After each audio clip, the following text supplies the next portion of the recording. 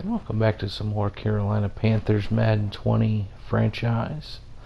We're here at the midway point, so we're at the around the league report for the first half of the season. Carolina, of course, at 4-4. We'll look at some of the big decisions we got coming up. As you can see, Greg Olsen, probably not going to re-sign him, or Ziggy Ansah, or Dontari Poe. There's really not a whole lot of guys here that I'm probably going to re-sign. Greg Olsen, of course, he's going to be 36, I believe, next year, so probably not going to extend his contract. But we'll look at NFL standings. The Falcons, of course, at 7-0. They are the only unbeaten team remaining in the NFL. We'll look at the AFC North. We've got the Ravens at 5-2, Bengals at 5-3. So the Bengals having a good season. 3-5 for the Steelers, and the Browns, the defending Super Bowl champions, off to a 2-5 start. They've lost 4 consecutive games. So back to being the old Browns, I guess. Jaguars lead the AFC South with the Titans. Colts and Texans rounding it out. Jaguars at 5-3, and then Titans and Colts at 4-3. So a nice division race shaping up for the AFC South. AFC East, the Patriots with Jacoby Brissett at quarterback at 5-2. They are still one of the better teams in the league. The Dolphins, Bills, and Jets round out the AFC East. And we got the Chiefs at 4-3 and the Oakland Raiders at 4-3-1 atop the division there. Chiefs by percentage points have the lead. The Chicago Bears 4-4. They're overcoming a 1-4 start. 3-4 for the Lions, 2-5 for the Vikings, and 1-7 for the Green Bay Packers, who are struggling mightily this year. The Falcons, of course, the only undefeated team in the NFL at 7-0. The Saints are at 5-2, Panthers 4-4, and Buccaneers losing 3 straight. They are at 2-5 in last place once again in the NFC South. NFC East, the Redskins at 6-1. So the Redskins having a dominant year so far.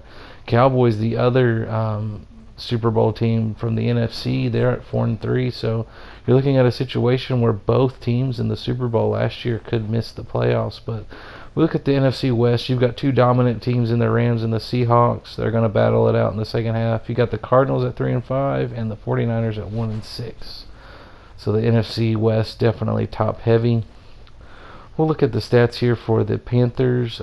Cam Newton already with 2,200 yards passing, 13 touches, and 8 interceptions. So Cam Newton right now leads the NFL in passing yards with that 500 plus passing yard game against the Bucks. We've got Christian McCaffrey at 500 yards even. Jordan Scarlett, he's battled some injuries this year, but Jordan Scarlett has developed into a nice closer for us and giving him the ball late in games. And Cam Newton, of course, still getting it done on the ground even at 31 years old. DJ Moore leads the NFL in receiving yards with 717. He's got 4 touchdowns. Curtis Samuel still getting it done, 486 yards. No touchdowns yet for Curtis Samuel, so that's kind of disappointing. But look at Damian Ratley, 106 yards, 3 touchdowns. He was the savior last week against the Tampa Bay Buccaneers.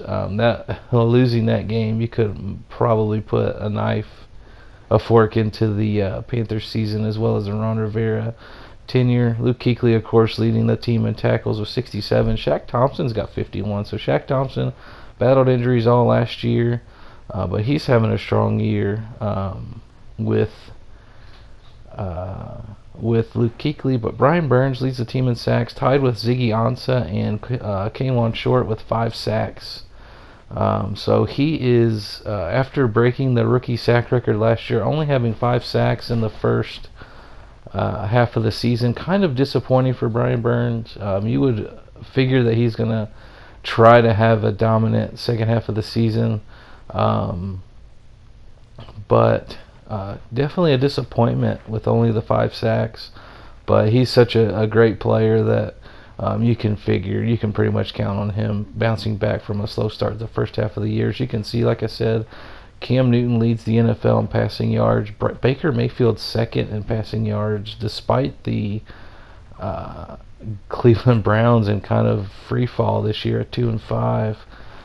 Definitely a disappointing year for the Browns. It was looking like they could have started to build a mini dynasty in Cleveland, but they are struggling mightily this year, trying to defend that ground. So it'll be interesting to see how the Browns do the second half of the year. They've still got tons of talent on that team, but for whatever reason, whether it be injuries or whatever it might be, they are struggling mightily to back up that Super Bowl win last year. As we look at some of the Jacoby Brissett, 22 touchdowns, 3 interceptions, ridiculous for the Patriots. As we look at the rushing yard leaders here, Le'Veon Bell leading the NFL in rushing. Kareem Hunt having a good year. He left Cleveland for Baltimore, so maybe that is having something to do with the Browns' free fall. As you can see, Christian McCaffrey, 500 yards rushing right there, amongst the top players and top rushers in the league this year. So maybe Kareem Hunt leaving the Browns. Maybe they don't have as dominant. As you can see, Nick Chubb only 369 yards. Maybe that's it, losing that running game. But you can see DJ Moore leading the NFL with 717 receiving yards despite only having 40 catches. So his average yards per reception is off the charts this year. He is having, like I've been saying, I'm in that breakout third-year campaign, really trying to establish himself as a dominant wide receiver. As you can see, Curtis Samuel, who's also having a pretty good year quietly because he hasn't gotten a touchdown yet.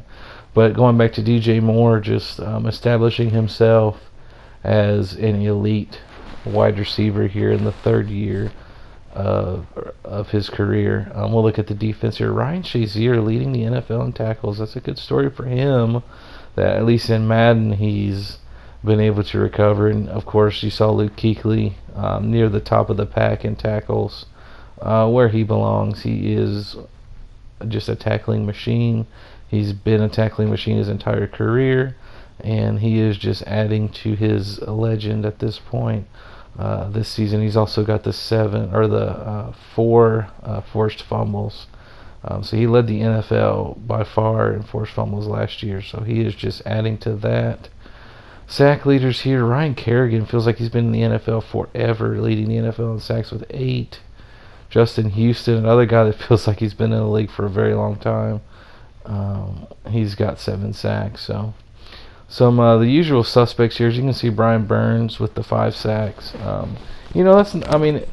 He's on pace for 10 sacks this year. That's not a terrible season, but again, with all the promise he showed rushing the passer last year, if he doesn't match the 15 sacks he had last year, that's going to be somewhat of a disappointment. But he's still having a good year this year for the Panthers. Maybe a little bit of a sophomore slump, but there's still a whole another half of the season to play. So we will see what he does the rest of the way. As we look at forced fumbles, Kuechly with 4, leading the NFL once again in that category. And he's actually got 7 pass deflections as well. So Luke Kuechly off to his old tricks once again. So that's just kind of a look at around the league, at the league leaders in the NFL. You can see the Panthers are second in the NFL in offense. That's surprising. 19th in defense. So they kind of flipped the script from last year, where they had the number 1 defense as far as yardage, 9th in points allowed, and their offense was in the bottom half of the league. So kind of flipping the script a little bit, and maybe that's some of the reason why they're struggling. But we'll look at some upgrades here. So we got DJ Moore, who has a skill upgrade. We're going to continue to work his deep threat to keep him a scheme fit. He's up to an 86 overall, plus 2 deep routes. And then we'll go look at Curtis Samuel here. He is going to get a deep threat upgrade. He's up to an 83 overall now for Carolina, developing into a very good complement to DJ Moore. Obi Melifonwu here, we're going to work on his hybrid upgrades. He's up to a 75. Really pleased with Obi Melifonwu's play. He definitely outplays his 75 overall rating. We'll go to Greg Little here. We will work on his pass protector, or maybe we'll go with agility here. We're going to go with pass protector, just to keep him a scheme fit. He's up to a 72 overall. Really pleased with him as well. He's played really well.